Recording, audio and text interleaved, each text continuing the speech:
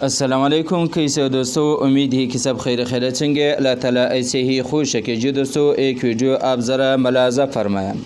तालिबान के कैद में इस्लाम कबूल करने वाला स्ट्रेलवी प्रोफेसरटमोटी वैक्स खबर सगाली दौरे पर काबुल पहुँच गए। उन्होंने कहा कि इमारत इस्लामी की पहली सालगिरह की तकरीबात में शिरकत उनके सफ़र के मकासद में से एक है। उनका इस्लामी नाम जबरائیل उमर है। 3 साल तक तालिबान की कैद में रहे। हुस्न सलूक की बिना पर इस्लाम कबूल किया। प्रोफेसर और उनके साथ अमरीकी साथी को अनस हक्कानी और सराजुद्दीन हक्कानी के भाई को छोड़ने के बदले में रहाई मिली थी।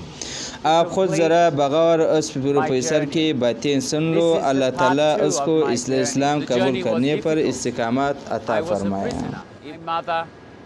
But after all of this, I am here again. I haven't made any decisions just to come plans, but Allah has the best plans of all.